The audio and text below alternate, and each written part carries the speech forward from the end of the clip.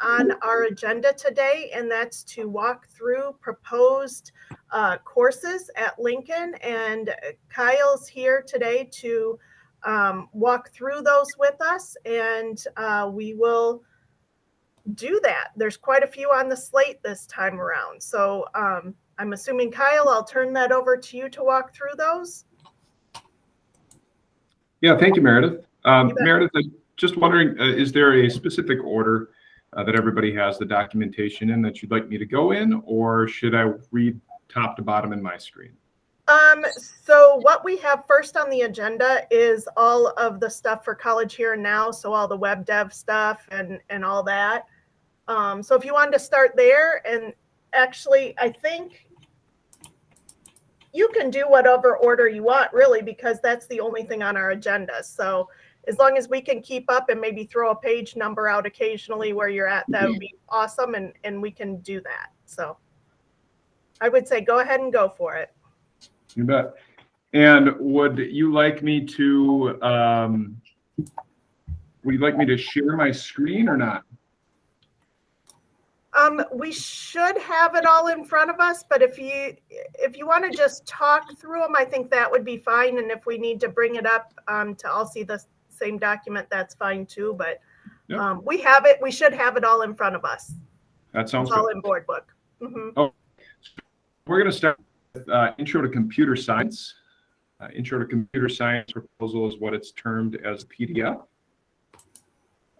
Intro to Computer Science will be the first of what will turn out to be 6 different courses that our students will take throughout our computer science program pathways that will lead them through the College Here Now program. Intro to Computer Science is replacing the course originally termed Computer Science Principles. This will be a general level course for grades 9 through 12, running a single semester long for half credit.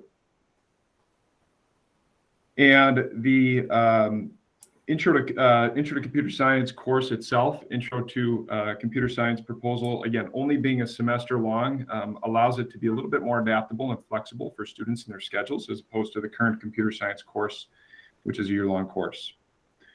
Students will be able to gain some of the introductory specifics that will allow them to be successful in the College Here and Now program.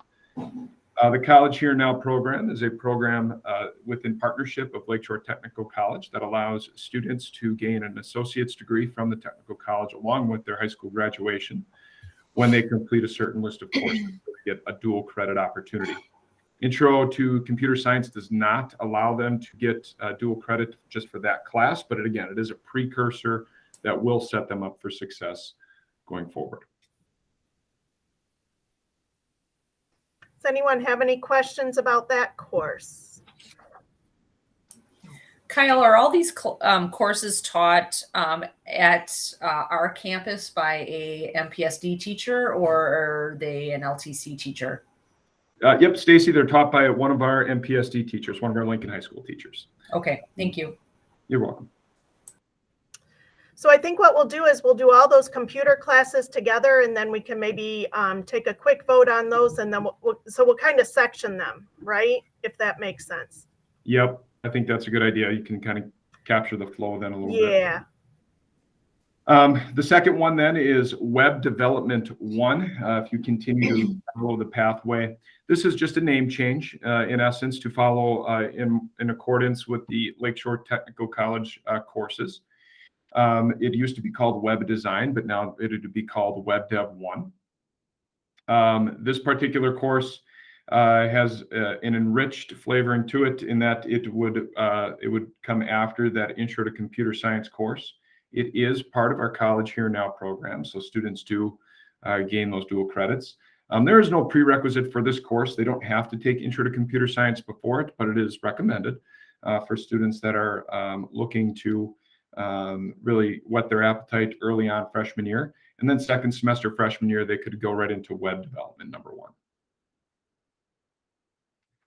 1. Like I said before, this is a transcripted class with LTC then.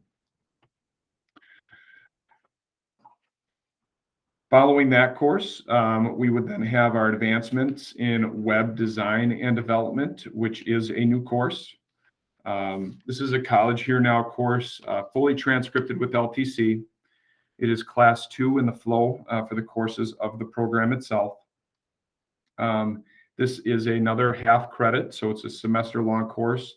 Again, available for grades 9 through 12. So if a student went to forego Intro to Computer Science as a first semester freshman and went right into Web Development 1, something they could do if they had some background experience. But more likely, this is for students in the grades 10 through 12. Again, an enriched and an advanced course that is going to be fully transcripted with Lakeshore Technical College.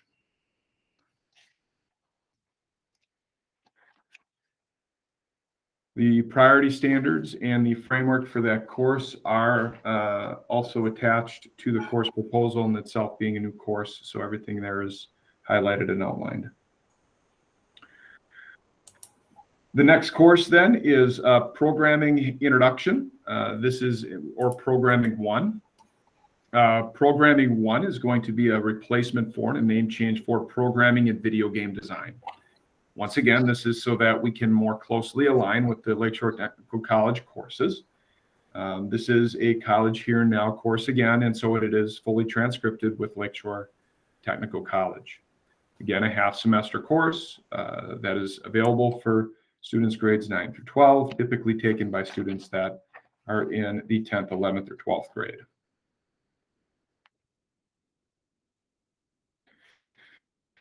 And then the last opportunity in the computer science pathway is Web Dev 2. Web Development 2 is the fourth and final class. I shouldn't say the fourth and final, but the fourth class in the College Here and Now program. It is an enriched and advanced course, fully transcripted with Lakeshore Technical College, half credit, so a semester course. The syllabus and the learning plan summary have been included with this particular document. Again, priority standards and the scope and sequence for this new course directly align with Lakeshore Technical College. And to Stacy's question before, all of these courses, again, would be taught by one of our Lincoln High School professionals who's been fully trained in this program. All right. Any questions about any of those presented for the business and technology area?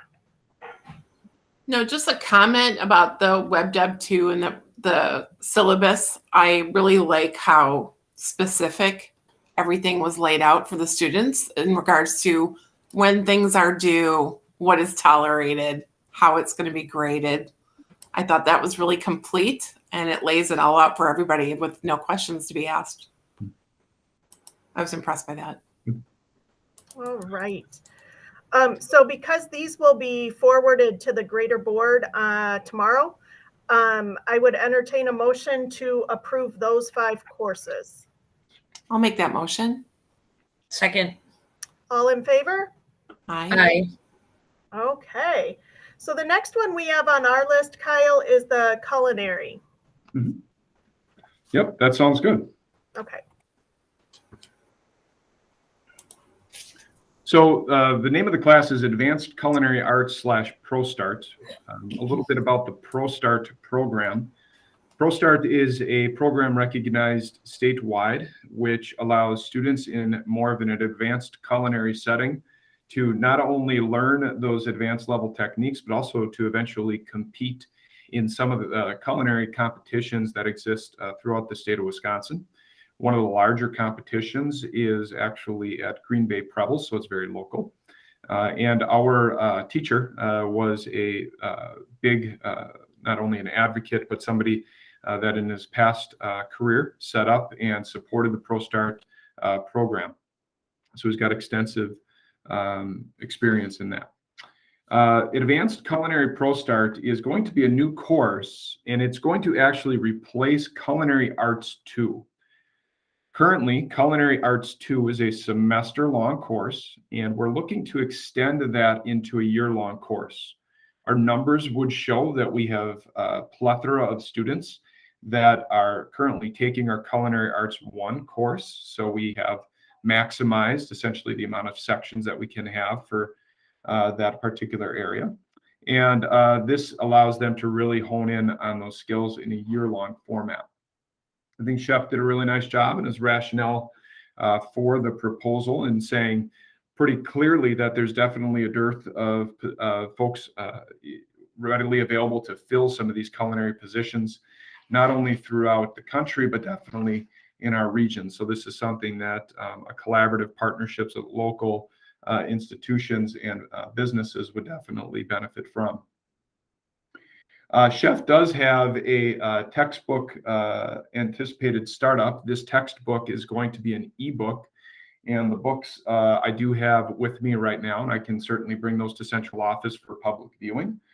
The books themselves are Foundations of Restaurant Management and Culinary Arts Levels 1 and 2. And again, they'd be the ebook version. That's what's keeping the cost down in the textbook material section. All of the costs from this course would come from the Lincoln High School budget, and then there's some recurring costs that would continue to come from that budget as well. One of the exciting points about this course is the certifications available for students. They can walk out of this course being certified in many different culinary opportunities and take those with them throughout graduation.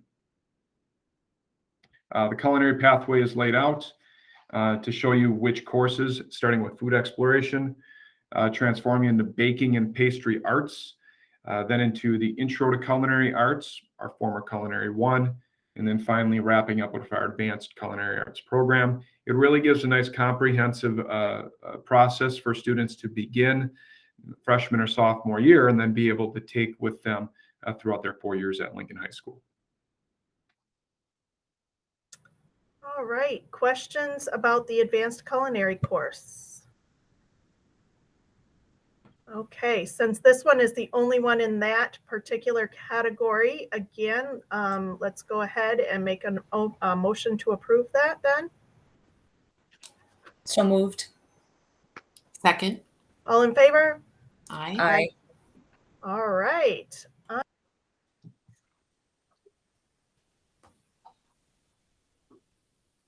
Oh, Meredith, you're off. I did. I pushed mute and started talking. So the next one we have is the science course, the Earth and Space.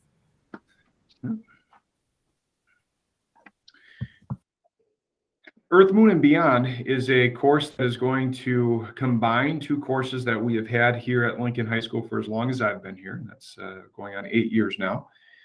We've always taught Earth Science as a full year-long course, a 1-credit course, and astronomy as a half-credit course. As a former science teacher, I will tell you that it is nearly impossible to isolate those 2 specific areas because the content is so close. So the motion or the move was to take Earth Science and astronomy essentially out of our course catalog and replace it with Earth, Moon, and Beyond. This would be a continued full year-long course, general and regular or general rigor level. For some students, this will be their 3rd overall credit of science, having taken the biology as a freshman, physical science as a sophomore, and then this would be a 3rd possible credit for them, an elective credit in the sciences to give them 3.0 credits. This is a new course, and so the framework itself provides an opportunity for us to identify and develop priority standards. And we'll be using the current textbooks already used in astronomy and earth science. We do have digital versions of those, so we will not have any startup costs as far as that particular material is concerned. Questions about this course? I do have a couple. How many science credits do students need to graduate? They need 3 credits. They do. So do we have other alternative classes then besides this one for them to take? Yes, we have similar to what you would see in like our business and technology department, where students have different branches that they can go down. We have that as well in our sciences. So if you're a health career related individual, we have many health options, including anatomy and physiology, genetics, biochemistry, chemistry, organic chemistry. If you're looking more for the physical sciences, again, those organic biochemistry along with physics and some advanced physics coursework can go there. And then we also have the Earth, Moon, and Beyond opportunities, along with some other opportunities like zoology, aquatic and terrestrial science as well, for students that are earthbound. Great, thanks. You're welcome. Any other questions about the science course? Okay. Do we have a motion to move the science course forward? So moved. I'll second. All right, all in favor, say aye. Aye. Aye. Okay, the next one on our list, Kyle, is America the Musical. America the Musical is a new course proposed by our social studies department. America the Musical will disciplinary focus in the U.S. history area. It's grade levels 10 through 12, which opens up some opportunities for our sophomores. A lot of the elective opportunities that we have in our social studies department are for 11th and 12th graders. All of our teachers in the social sciences area can teach and hold certification to teach this course. Gives us a lot of ability level, and it would be worth half credit because it is a single semester course. This is a general or regular level course, and this course will take the history standards, some of the United States history standards, to another level, including incorporating some of the behavioral standards and some of the geographic standards that we have identified in the priority work. The idea or the scope of this is to take a look at the history of the United States through the lens of music. I can tell you this as being an administrator for 4 years and being in education for 14, there are not a lot of things that students are aligned on and can agree to. Music is one of them. Folks like music, and it's very broad. Music is incredibly diverse. And bringing that interest and that like back into the classroom and having conversations about the development and the progression of our nation through the lens of music is definitely a focus that our students have clamored for. A few years back, our history department did a broad scale investigation in their hopes of identifying what it is students would want to see or want to hear from social studies teachers in the framework of, if I were going to learn history, I would like to learn history through the lens of blank. The number one vote getter in that survey was abnormal psychology, which is termed psychology of a serial killer, which is currently has 5 total sections. And I can tell you as the programming guy, we got to turn kids away. They flood those sections real quick. So we have multiple teachers teaching that, which helps with our professional learning community opportunities. Trailing close behind abnormal psychology was a music formatted history course. And so that particular option was brought forth to the team, and they developed this particular proposal. I think along with the proposal itself, you should also have access to the preliminary sample playlist. There's some things in there that will tell you how some of that information will help to be guided. There will not be a standalone textbook, although the Library of Congress and some other opportunities through the current materials available in the history department will be utilized to facilitate the course. Is there a special license that needs to be obtained to be able to play the music or anything like that? Or I don't know. Yep. So we talked about licensing and getting a public licensing fee, and we are working through the process of that now. We also have personal collection opportunities, and the Library of Congress and through our library here in town, which has been great to work with, they have some of the samplings of the music that you see here and that the teachers will put together that we can play. But that is definitely something that the team brought up as far as what the legality of those things. Okay. Other questions about this course? I am a little bit apprehensive. I love the idea of teaching history through music. I mean, certainly music reflects our history just as art does, right? Of what's going on in the times. But there are certain pieces of music in here that could be handled one way or another, could have very distinct differences. And when I looked up the lyrics for the KRS-One songs, I was apprehensive. I guess it depends on how that's treated by the instructor. And I would assume that they would handle it delicately, but I could see where it could go south. Yeah. So has there been any discussion about how those types of maybe controversial songs might be handled?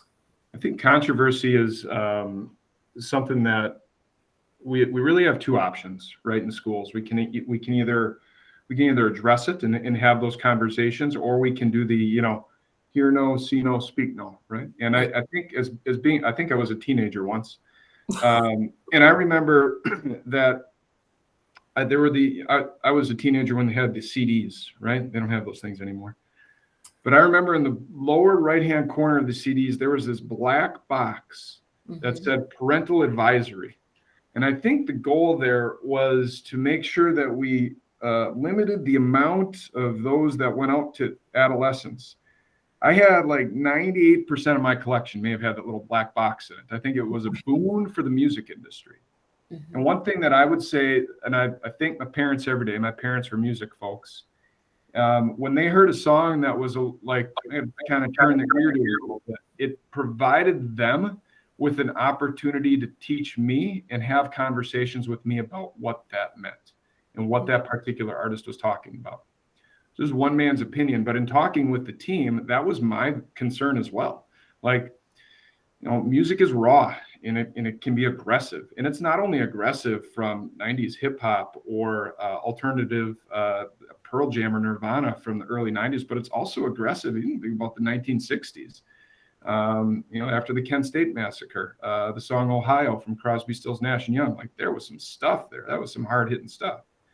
And so I think the opportunity is there and available for our teachers to be professionals and have really good guided conversations with their students about what these lyrics mean, what the artists are talking about, and how that helps to develop what we know as our society in general. A great educator, I would tell you this much, a great educator, you will walk out of their class and you will not know what side of the fence they straddle on, right? Great educators allow the students to have those conversations, those discussions. They guide those conversations and those discussions.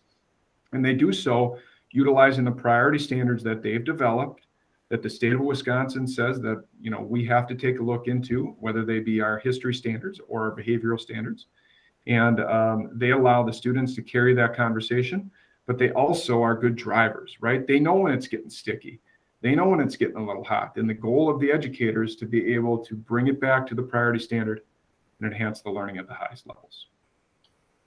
Yeah, I would think that the opinions of the students and the teachers should be encouraged rather than discouraged. The differences of opinions, just like on the board, we sometimes have differences of opinion, but we need to honor all of those that we hear in some form or another. And I would tell you that the music in itself isn't always lyrical. The impact of the music itself isn't always lyrical. Green Onions is on here, number 9. There are 0 lyrics in Green Onions. They don't sing. You'll notice it if you ever play it, right? But Booker T and the MGs were incredibly influential in the music scene. And the process and what they were working through during those times is a great story. And the story behind Green Onions is a great story as well. So I think the stories that go along with the music are just as impactful as the music itself. I think there's a lot of opportunity for students to come away with a much greater understanding of history through music. And I think it would be very engaging. Yep. I would have to agree. I'm a music fan myself. I think we all are, right? We all probably drive home with the radio on. And it's not a far stretch to say in a 20-minute drive, you can hear songs on the radio that cover pretty much everything that we're having conversations about, and you can have great conversations. I try to support my kids whenever they're listening to a song right now to have them think a little bit deeper about what it means. So I think it'd be great in the classroom too. Thanks, Kyle. All right. Anything else about this course? I was just going to say, I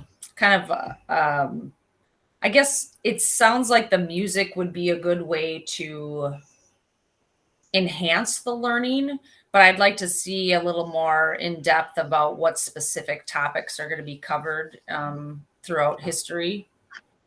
So at this time, the way it sits, I would not be in favor of this. I think the scope and sequence speaks quite a bit to the units themselves, how they'll look for historical sourcing, social action, songs of individualism and collectivism, and liberty versus order. So some of the more specific ideas in the scope and sequence, those themselves attach back up to the priority standards up above. Not only the historical standards themselves, but behavioral and also economic.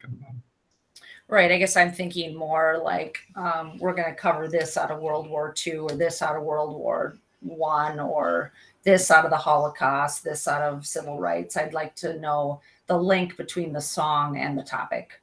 Mm-hmm.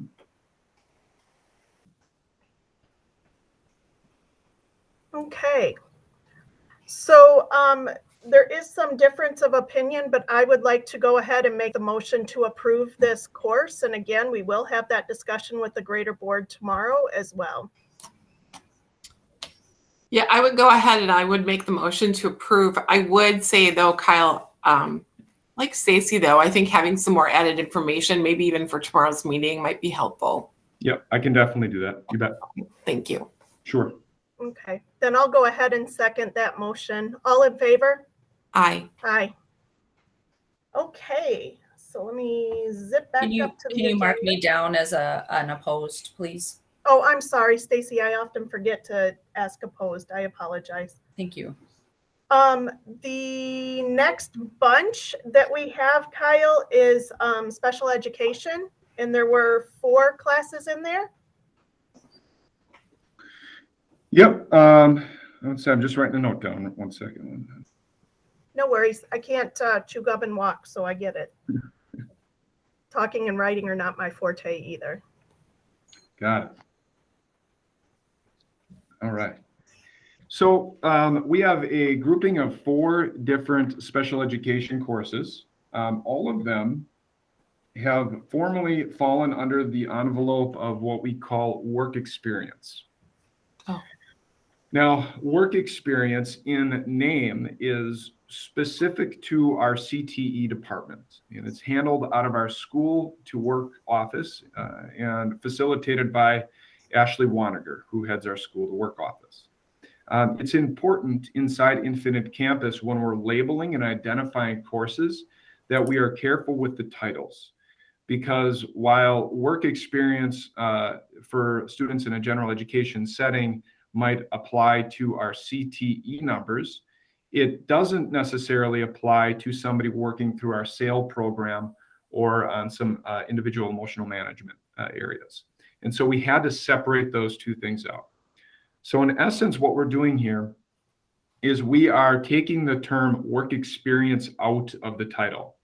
All of these classes will run exactly the same. We are just making that change so that it more, accurately follows the logistics that we need when we report to the state for our CTE numbers. So I can go through each one of them to show you what the names and how they changed, but that's more of just a blanket idea there. For me, that's not necessary. Okay. Yeah, I'm Anyone? okay with that. Any questions about those 4 courses? Okay, is there a motion to move those 4 forward? I'll make that motion. Second. All in favor, say aye. Aye. Aye. Okay, and then the last bunch is the Tech Ed. There were 4 courses under Tech Ed.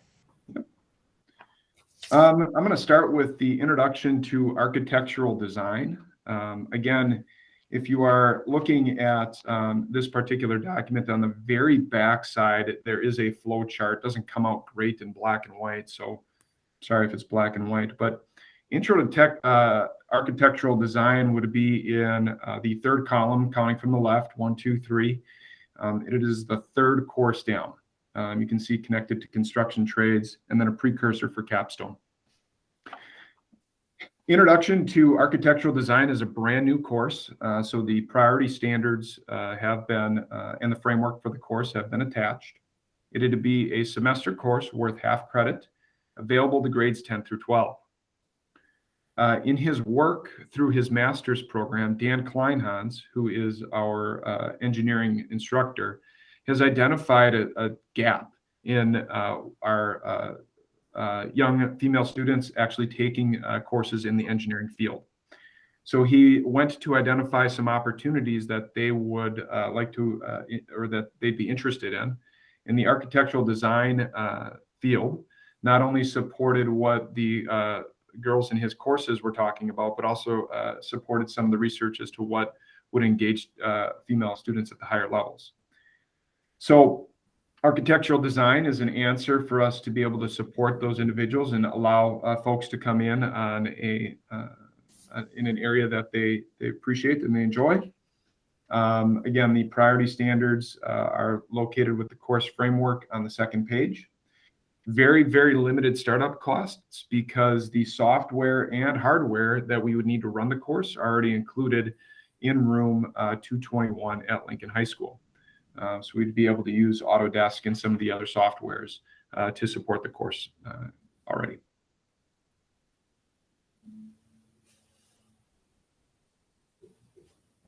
So Kyle, is this, oh, sorry. Is this a precursor to any courses like at LTC or anything? And also, will there be in the future possible like course twos where they're discussing like maybe commercial design? Yep, it is not currently a precursor to LTC. It definitely has the legs to be a precursor. In fact, Dan and I talked about this word intro that's in the front there specifically because of that. I said, Dan, typically if there's an intro, that usually means that there's a part two. His point was we got to see what, we think we know we're going to get a good group in here. We got to see what the taste really is for it before we go ahead and push forward to a second level. And so we're going to give it some time to do that. I would say that the goal, I think, I know that Sheboygan School and maybe some other schools have had home building teams where they've had a construction trades group on year 2 or 3 of construction trades, not just go out and build garages, but like literally build houses. And I think this team that Dan would help to facilitate, this team of students in a design 2 course could actually help with some of that architectural design. That's funny because that actually existed in the 60s and 70s.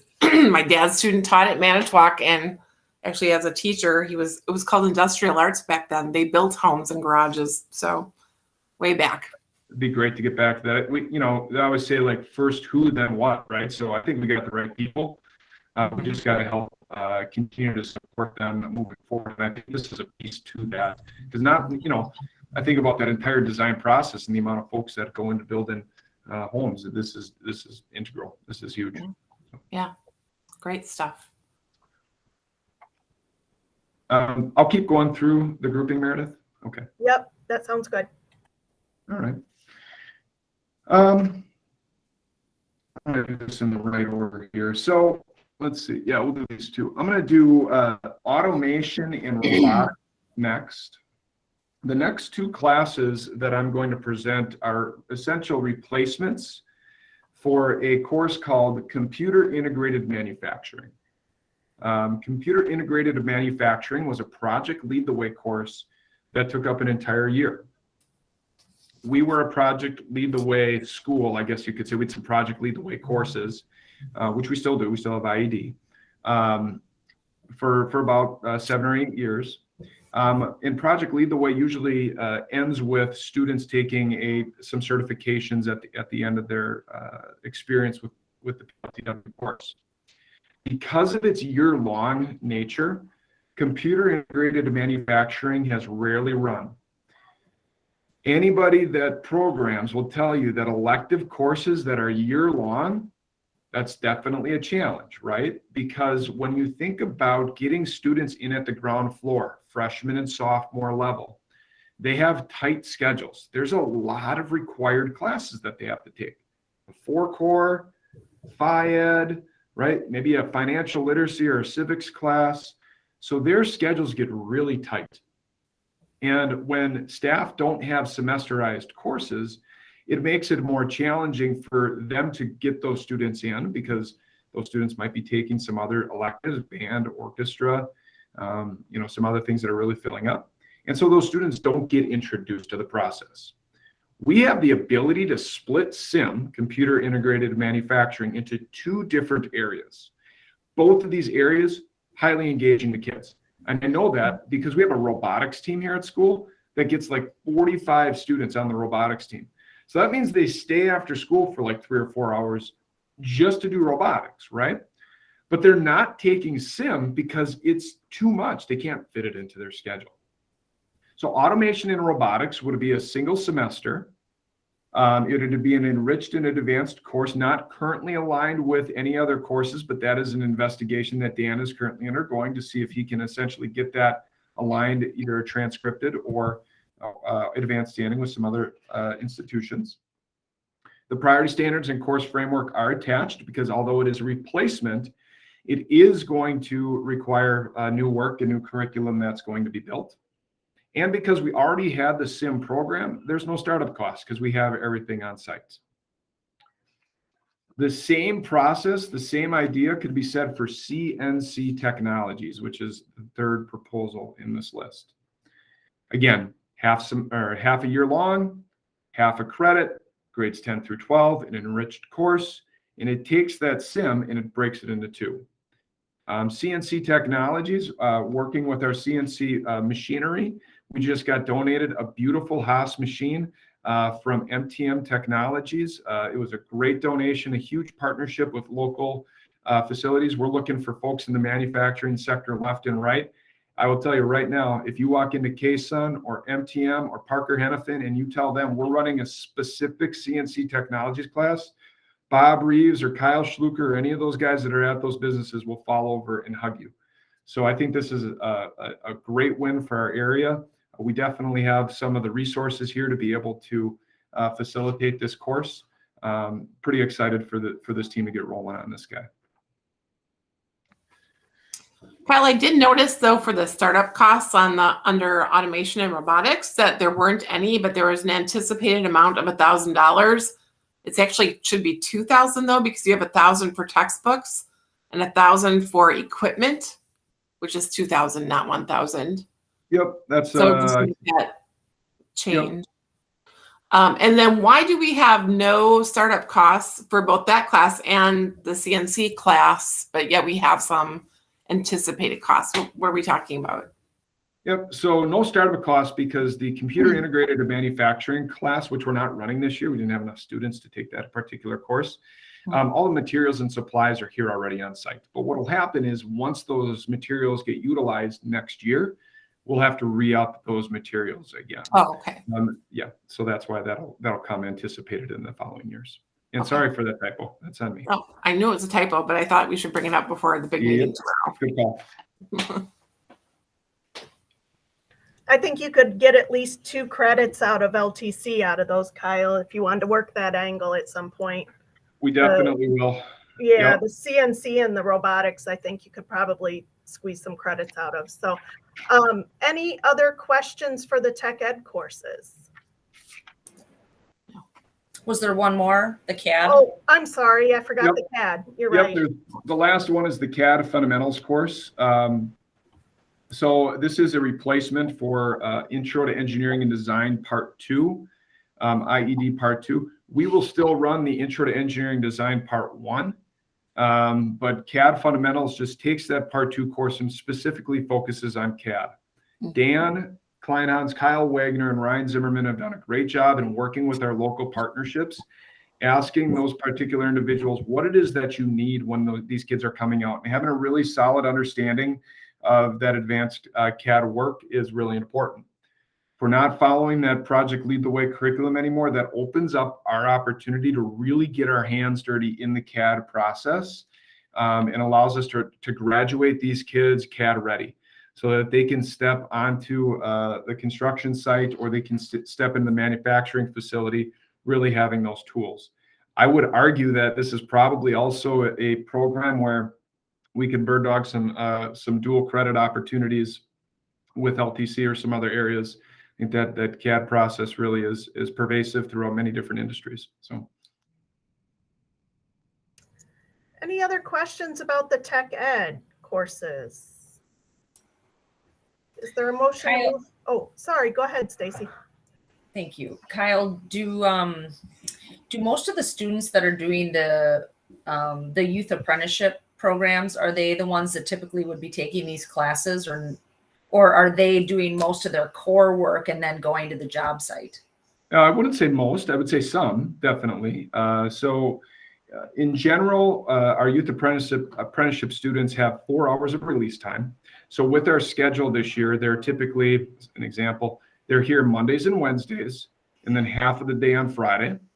And then they're at Leisure Plumbing all day Tuesday, all day Thursday, and then the afternoon on Friday. And so those Monday, Wednesday, and Friday mornings are isolated for core work, but that typically doesn't take everything up. So an example would be, I'm in black band. I don't want to give up black band. I certainly want my YA, but I still want to do that. Or one of these guys. Now, the opportunity to be available there, there's this component called related coursework with YA.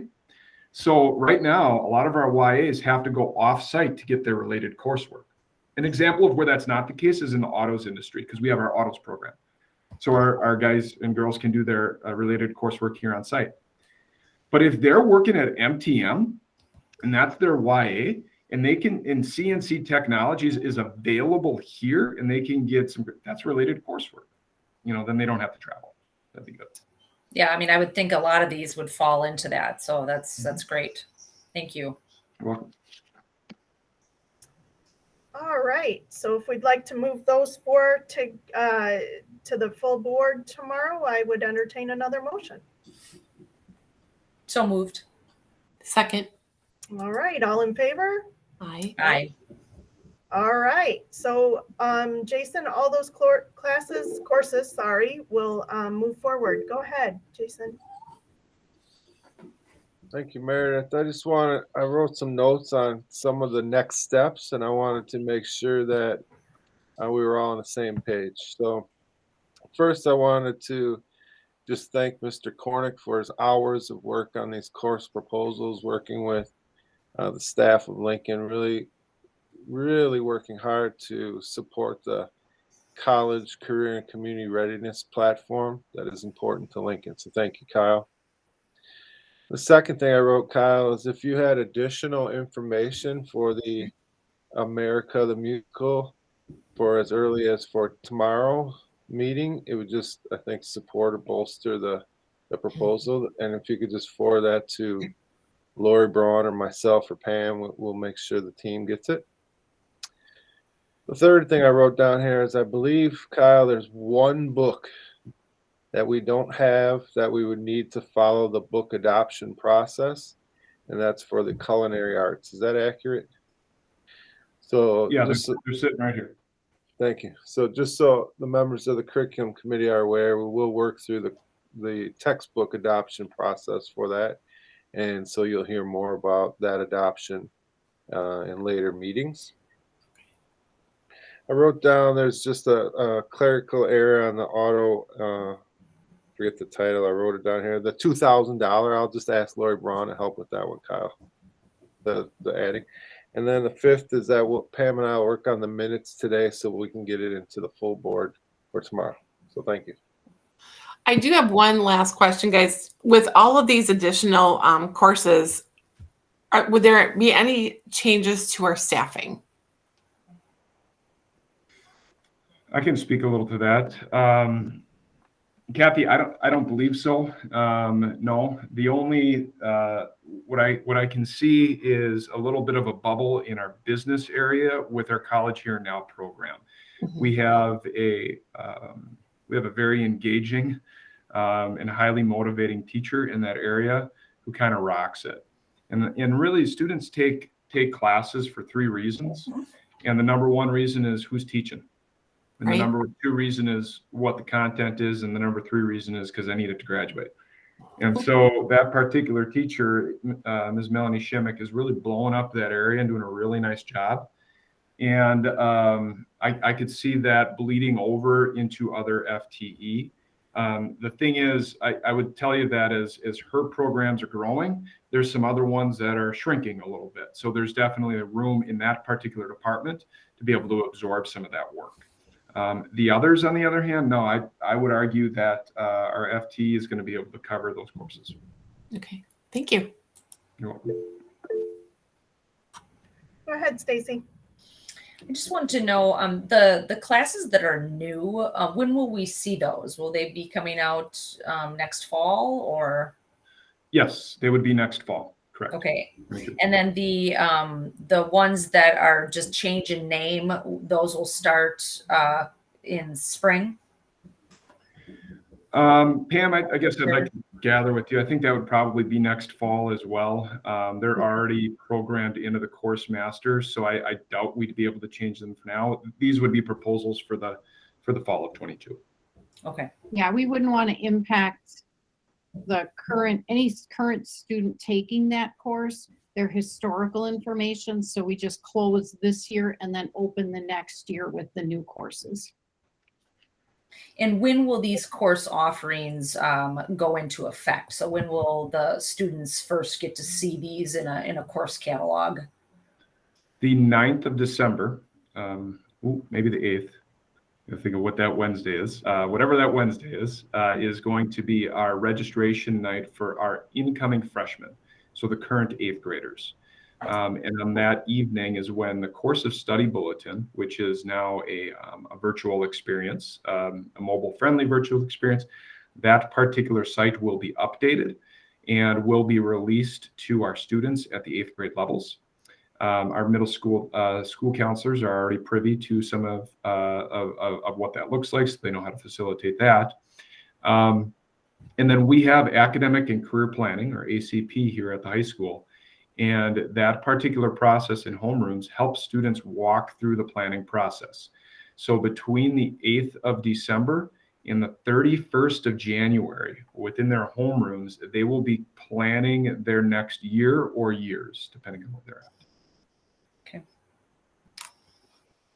Yeah, just to give you a sense that on December 2nd, we meet with the counselor at Washington to look at classes for Lincoln for next year. So it's quick, and that's why this meeting was so incredibly needed before tomorrow's meeting, so that we can continue to move forward and have those things in place. So any other questions for Kyle? Kyle, when will the other students that'll be doing sophomore, junior, senior wanting to take those classes, when will they see those for the first time?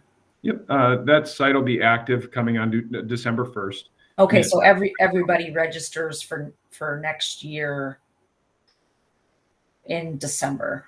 Correct. Yep. The learning on how to is in December, and then we just kind of take the handcuffs off in January and they go on their own. Got it. Okay, thank you. Jason or Pam, any other follow-ups to what we've talked about today? No, other than thanks for everyone's flexibility gathering this afternoon. As Meredith said, it's a timely topic, so thank you. Yep. Okay, then that is the end of our agenda. And if someone would like a motion to adjourn. So moved. I'll second. All in favor, say aye. Aye. Okay, meeting is adjourned, and we will see you tomorrow. Thanks, everybody. Yeah, Thank thanks, you. guys. Thanks again, Kyle. Some Thanks, good Kyle. stuff happening. Yep. Thanks, everybody. Be well.